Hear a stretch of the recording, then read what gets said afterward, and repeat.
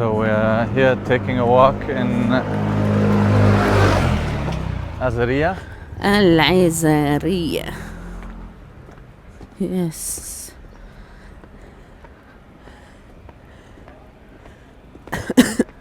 Going to the old city. It's 2 kilometers away from East Jerusalem. This is the Roman Orthodox churches in Ezariya, and soon you will see that in the middle there is the oldest mosque in town. These are my cousins. Say hello. This is the Orthodox Rome church. It's one of the oldest in Palestine. This is the sorry, it's not open, or maybe it's a chick. Yeah, it's not open. And if you see in the middle, there is the mosque, and again, there is another church. And this mosque was actually given as a gift and a sign of commitment and partnership and companionship between the Palestinians, Muslims, and the Palestinian Christians. مرحبا كيفك؟ تمام الحمد لله. This is Lazarus' tomb, and if you come closer, you can read actually about it for people to.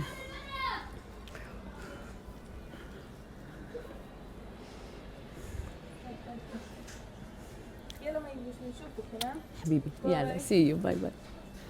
Ciao. Here also, and this is the actual tomb. Again today it's closed also because of the war. There is no tourism. People are very scared to come, but it's amazing inside.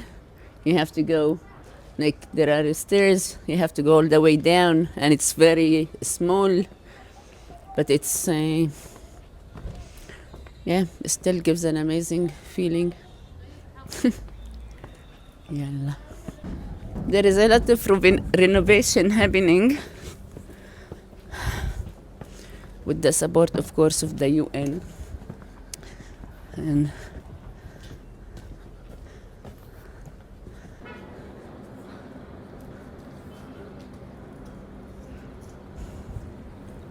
so this is the separation wall behind all of these buildings. And it's literally the Mount of Olives. If you check between these two buildings there, you see the church in Mount of Olives.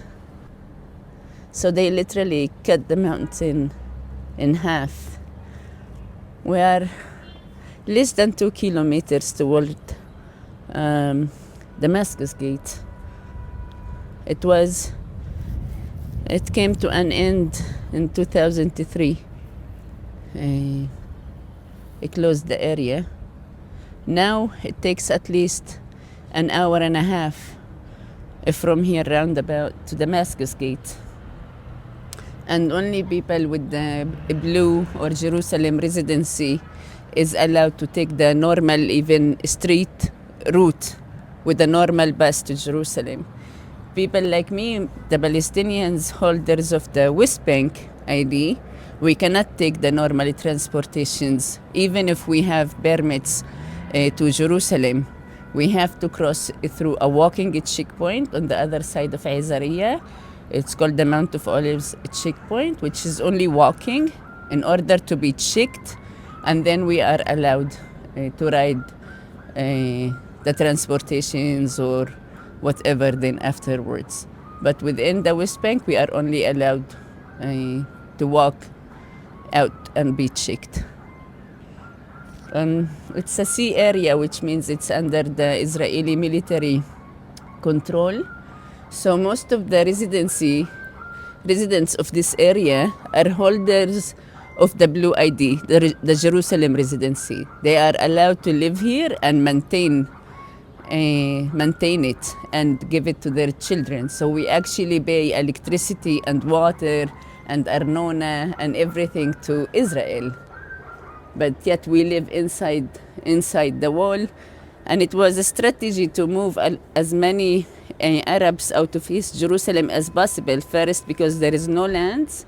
Second, because it's unaffordable, so it becomes easier to move them here and empty Jerusalem of big families because they cannot afford, and there is less and less places for them within the city of Jerusalem. So most of their children, grandchildren, when they are married, they cannot continue to live there. So they come to see areas to live here. So there is Ezariya, and there is an area, it's called Kufr Aqab in Ramallah, that holds the same thing. It's full of Jerusalem, like Palestinian with the Jerusalem residency, and they can maintain it while it's living within the wall. But as you see, they get no services, no human dignity. It's forced on you. You have no choice and no chance of otherwise maintaining your existence in this land, but to do as you are asked to do, to live like this.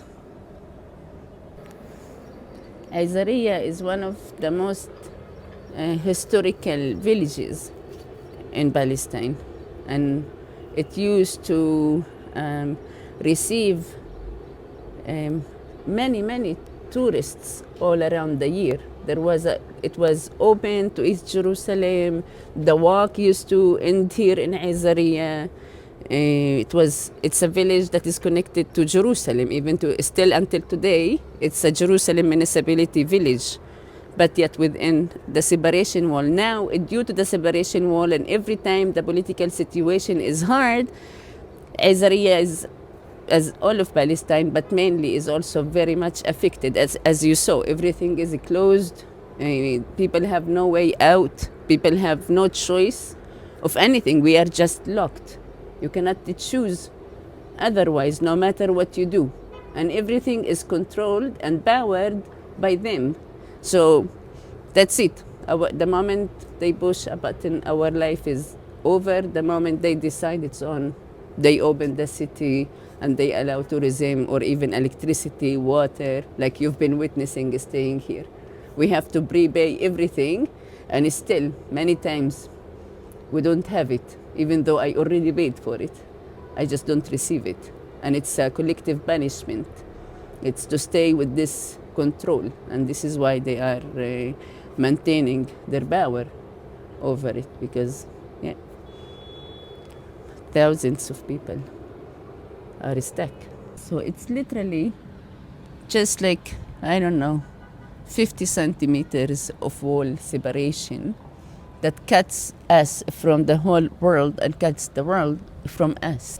These are the Roman Orthodox churches. This is the Ezariya Mosque. This is like the oldest. Under there is the Lazarus tomb, as you saw. And it is really to show the companionship and the closeness and respect and the protection Muslims and the Christians give and commit to each other all throughout history. The keys actually of these churches is with the Muslim family from Ezariya. And it's also a sign to show that no matter what, we are keeping them, we are opening them, we are taking care of them, we are here standing together with you, which was the same thing that the church did, that no matter what, even if they would demolish this mosque, you can do the calling from our churches. So it was a sign to show like the powerful connection and love that is beyond religion here in Jerusalem. That it was normal that some people are Christians and others are Muslims, and they loved each other and just neighbored each other, like you see. They lived in these houses together. It's these two buildings are for Christian families that are still here in Ezariya. And unfortunately, there is less than 1% of Christians in Palestine due to the situation. They all immigrate out to Europe or to America or to Canada. So we don't really have. They are literally the minority, less than 1%. Like maybe now it's 0.5% of the West Bank are Christians. So, yeah, they live So these two buildings are almost actually empty. There is a few families living there.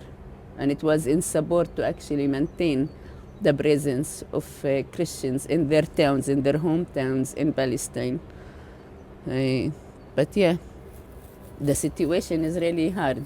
It's like I think they feel like they are caught in between in this conflict, and the fear that they are minority, and also that they are allowed and there is more chances for them for immigration, so to give their children a chance, and yet they maintain their homes here, they maintain their relationships very closely with their family and their lands, for example, but still they would choose to leave at least for a few years until their children have another chance, and then choose what to do, whilst holding into the hope of returning back to a better and safer future together. But yeah, it's very challenging.